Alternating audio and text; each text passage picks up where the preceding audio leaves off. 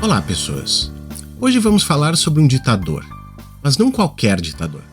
Vamos falar sobre um homem que governou Portugal por 36 anos com mão de ferro, que construiu um dos regimes mais longevos da Europa, que mandou milhares para a prisão e para a tortura, que travou guerras coloniais sangrentas na África. E que, nos últimos 2 anos de sua vida, viveu acreditando que ainda governava, quando na verdade não governava mais nada. Mas antes, aquele lembrete. Apoie o Vira Casacas, seja recomendando, curtindo e compartilhando nossos episódios, ou financeiramente a partir de R$5 por mês lá no apoia.se/viracasacas, na Aurelo CC, ou por Pix recorrente pelo viracasacaspodcast@gmail.com. Qualquer ajuda é muito bem-vinda para a gente seguir produzindo um conteúdo legal. A gente agradece de coração a todos os apoiadores e apoiadoras. Agora, imagine a cena. Um homem idoso, deitado numa cama, recebe visitas de ministros. Ele dá ordens, assina documentos, opina sobre política internacional. Ele lê o jornal todas as manhãs e vê notícias sobre suas reuniões de governo. Ele está governando um país. Só que não. O homem Antônio de Oliveira Salazar, é agosto de 1968, ele acabou de sofrer um acidente doméstico, uma queda de cadeira, que provocou um hematoma cerebral e depois um AVC devastador. Marcelo Caetano já foi nomeado novo presidente do Conselho de Ministros e Salazar foi afastado do poder. Mas ninguém contou isso a ele. Durante 2 anos, até a sua morte em julho de 1970, Salazar viveu uma farsa elaborada. Era um teatro macabro, um adeus Lenin em português, décadas antes do filme alemão. Pense na ironia. Um homem que passou décadas controlando cada detalhe de Portugal, que tinha uma polícia política com dezenas de milhares de agentes e informantes vigiando cada movimento da população, que censurava jornais, que punia qualquer dissidência, esse homem passou seus últimos dias sendo ele próprio enganado. Completamente. Mas para entender por que essa farsa aconteceu, por que as pessoas ao redor de Salazar tiveram tanto medo de contar a verdade a um velho moribundo, a gente precisa voltar no tempo. Precisa entender quem foi este homem. E, principalmente, precisa entender o terror que ele espalhou. Então vamos começar do começo. Quem era Antônio de Oliveira Salazar antes de ser Salazar? Antônio de Oliveira Salazar nasceu em 28 de abril de 1889, em Vimieiro, Santa Comba, Adão, Portugal. Reinava na época Dom Luís I. Era filho de uma família rural. O pai era feitor numa grande propriedade. Salazar tinha 4 irmãs, nunca se casou, nunca teve filhos, era católico praticante. Com apenas 11 anos entrou no seminário de Viseu, mas não seguiu a carreira religiosa. Foi cursar Direito na Universidade de Coimbra. Formou-se em Direito em 1914 com altas notas e obteve o doutoramento na Universidade de Coimbra, onde passou a lecionar Economia, Política e Finanças. O poeta Fernando Pessoa escreveria em 1935 que Salazar era o produto de uma fusão de estreitezas, a da província, a do seminário e a da universidade. Em 1917, Salazar começou a carreira de professor de Economia e Finanças em Coimbra. Portugal participava da Primeira Guerra Mundial naquele momento, eram tempos de grande agitação anticlerical e republicana. Entre 1920 e 1923, Salazar participou de palestras e debates e escreveu artigos. Leu autores como Charles Maurras e encíclicas de Papa Leão XIII. Frequentou o Centro Acadêmico da Democracia Cristã em Coimbra e foi provedor da Santa Casa de Misericórdia de Coimbra. Em 1921 foi eleito deputado por Guimarães pelo Centro Católico Português, mas ficou apenas alguns dias no cargo. Este era o Salazar antes do poder. Um professor, um intelectual católico conservador, um homem com hábitos modestos, como seria descrito depois. Nada indicava que ele se tornaria um dos ditadores mais longevos da Europa. Mas então veio 28 de maio de 1926. Um golpe militar derrubou o regime republicano português. Portugal entrou numa ditadura militar. E Salazar foi escolhido pelo presidente Oscar Carmona para ocupar o cargo de ministro das Finanças. Foi um período curtíssimo, apenas 2 semanas, e ele saiu do cargo, mas voltou. Em 1928, Salazar retornou ao Ministério das Finanças e desta vez ficou. Entre 28 e 32, ele procedeu ao saneamento das finanças públicas portuguesas. Ganhou a reputação de mago das finanças, o homem que salvou a economia portuguesa. Essa reputação o levou mais alto. Em julho de 1932, Salazar foi nomeado presidente do Conselho de Ministros, o equivalente a um primeiro-ministro. Ele tinha 43 anos e ficaria nesse cargo pelos próximos 36 anos. Em 1933, Salazar criou o Estado Novo. Uma nova Constituição foi aprovada por plebiscito. Num universo eleitoral de cerca de 1,3 milhão de eleitores, as abstenções e os votos em branco contaram como votos a favor. O número de nãos ficou em pouco mais de 6 mil votos. Com essa Constituição, Salazar estabeleceu uma ditadura antiliberal, anticomunista e antidemocrática. A trilogia que orientava sua política era Deus, Pátria e Família. O Estado Novo era um regime corporativo, autoritário e conservador, inspirado na doutrina social da Igreja Católica, um Estado de partido único. Salazar investiu na construção de escolas primárias, hospitais, estradas, barragens. Trouxe, segundo seus apoiadores, estabilidade e ordem ao país. Reorganizou as finanças. Mas essa estabilidade tinha um preço alto. Para garantir essa ordem, Salazar precisava de ferramentas. Precisava de olhos em cada canto, precisava de medo. Então ele criou uma das polícias políticas mais temidas da Europa. Essa polícia chamava-se PVDE, Polícia de Vigilância e Defesa do Estado. Em 1945 foi renomeada como PIDE, Polícia Internacional de Defesa do Estado. Depois da morte de Salazar, seria chamada de Direção Geral de Segurança, DGS. Seu papel? Vigiar a população. Expulsar os opositores do regime na metrópole e nas colônias. Aplicar a censura. Controlar estrangeiros e fronteiras. A PIDE foi o principal guardião de uma das mais longas ditaduras pessoais do século XX. Ao longo dos seus 41 anos de existência, fez dezenas de milhares de vítimas. Os números oficiais são assustadores. Segundo José Pedro Castanheira, jornalista que investigou os arquivos da PIDE, foram 29.510 presos políticos nominais. Mas esse é apenas o número dos presos registrados, dos que tiveram nome e ficha. Quantos outros passaram pela mão da PIDE sem deixar rastro oficial? Não sabemos. Os presos políticos eram encarcerados em centros de detenção. E lá, a tortura era rotina. A polícia política usava informantes civis. Na linguagem popular, os bufos. Eles se encontravam em praticamente todos os setores da sociedade. Você nunca sabia quem estava ouvindo, quem estava anotando, quem iria delatar. E Salazar tinha conhecimento. Tinha contatos quase diários com a PVDE. Ditava suas decisões finais sobre os assuntos levados a ele. Explicitou verbal e por escrito sua anuência ao uso rotineiro de violência. Vamos deixar claro, Salazar não era um ditador distante que não sabia o que acontecia nas prisões. Ele sabia, ele aprovava.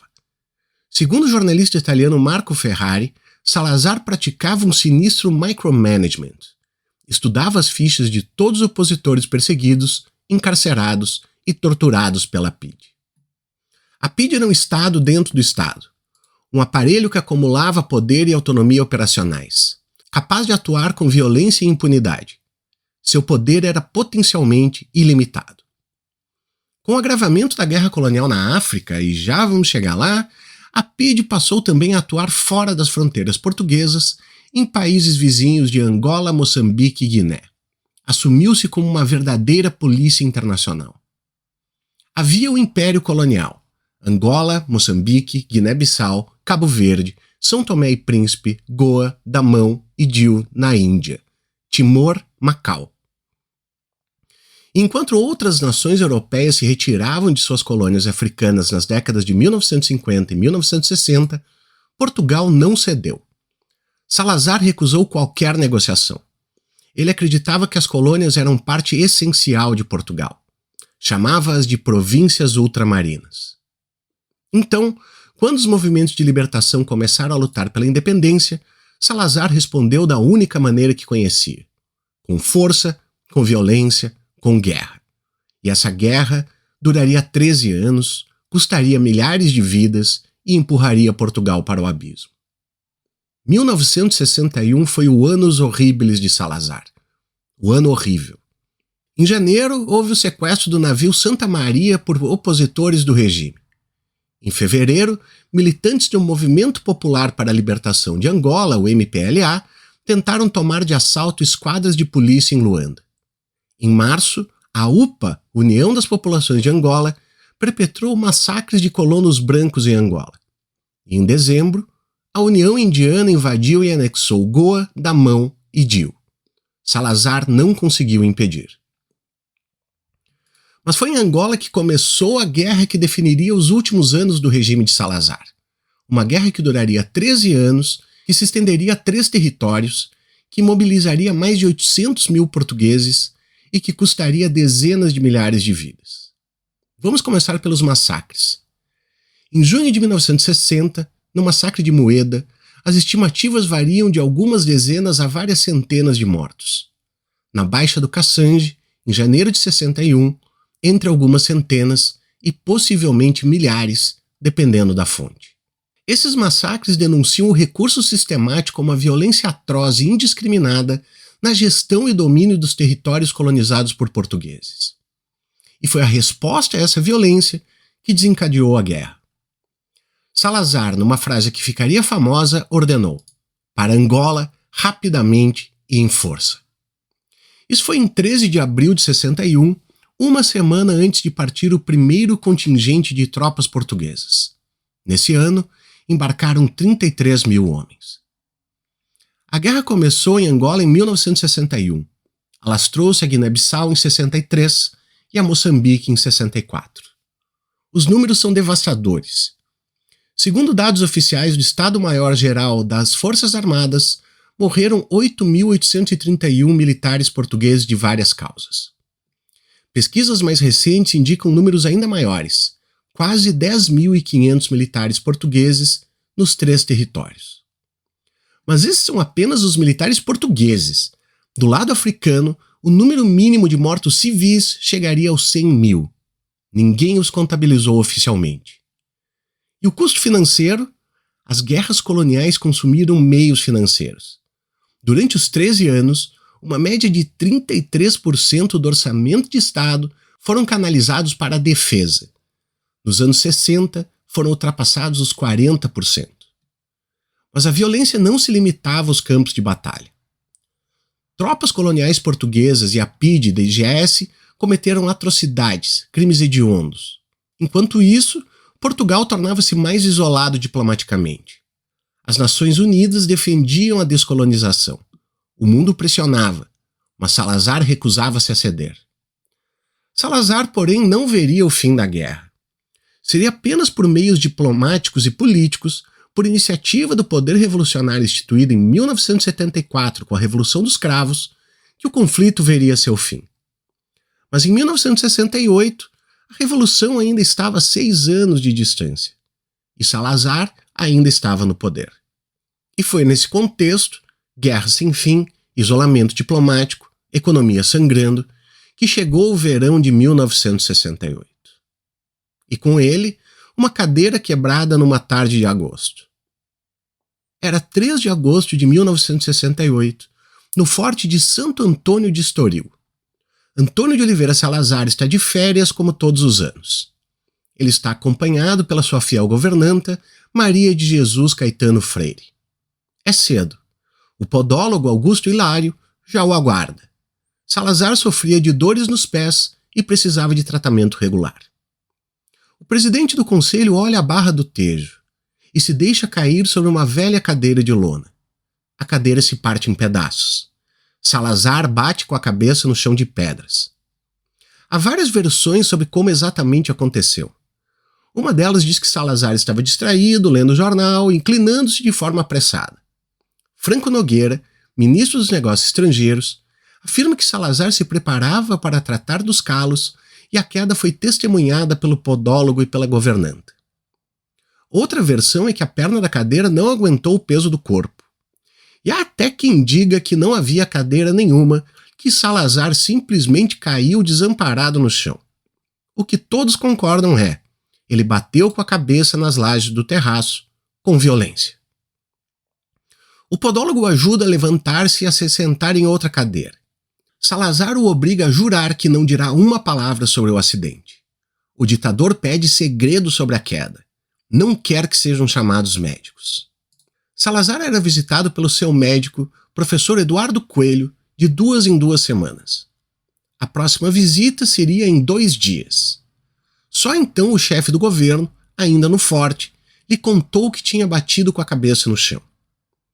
Eduardo Coelho fez um exame neurológico rápido e não encontrou nenhuma alteração suspeita, mas ficou preocupado.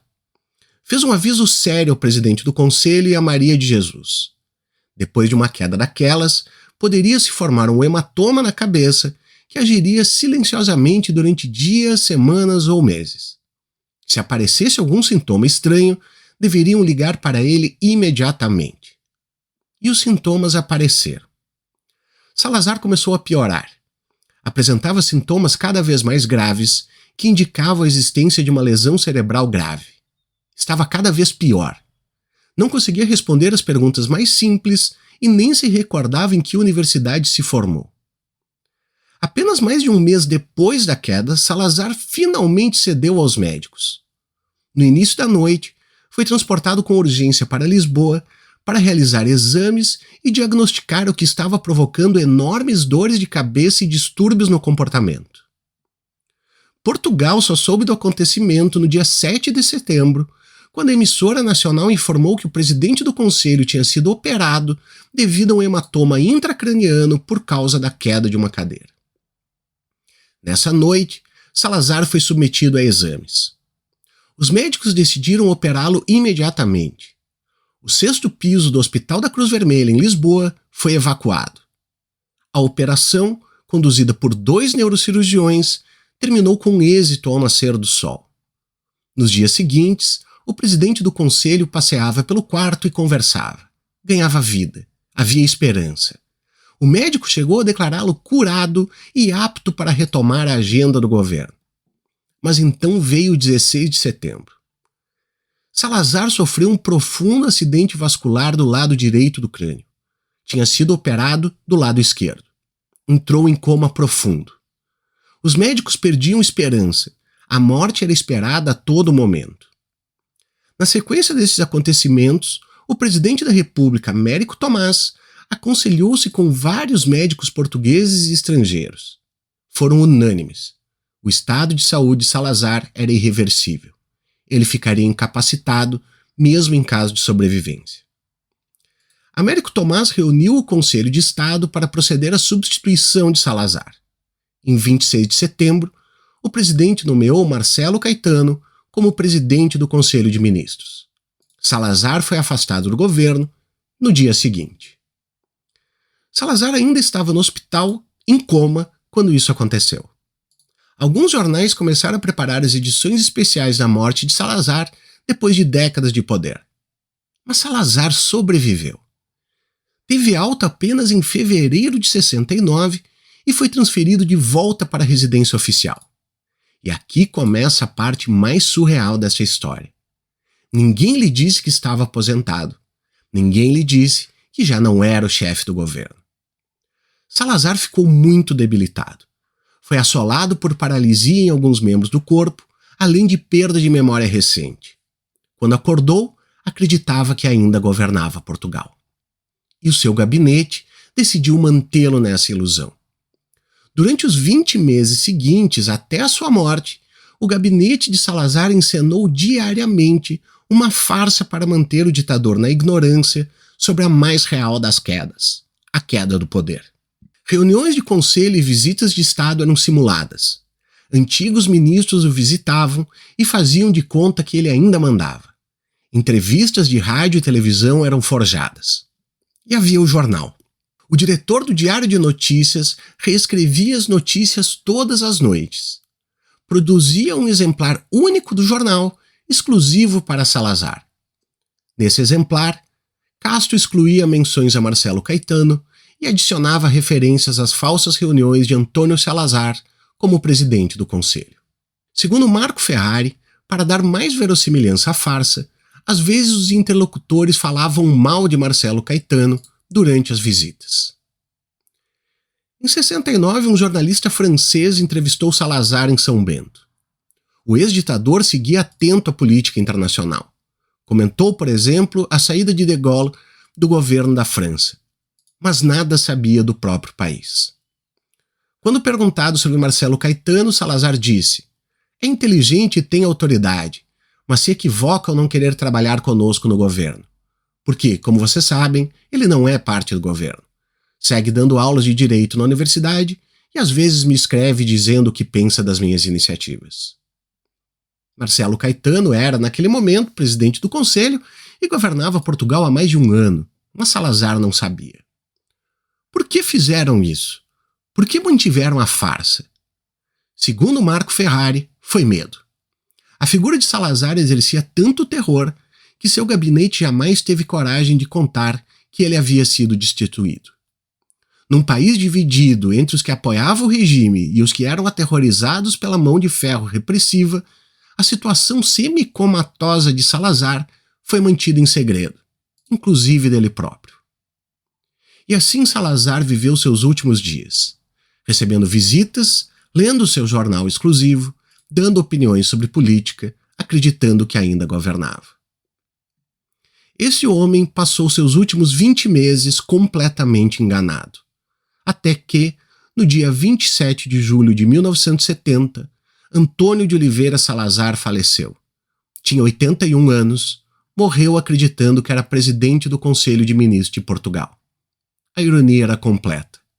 O ditador do controle absoluto havia perdido completamente o controle e nem sabia. Mas o regime que ele criou não morreu com ele. O Estado Novo continuou, Marcelo Caetano seguiu governando, a guerra colonial continuou, a polícia continuou prendendo e torturando, a censura continuou funcionando. O regime ditatorial de Salazar sobreviveria mais 4 anos, até o dia 25 de abril de 1974.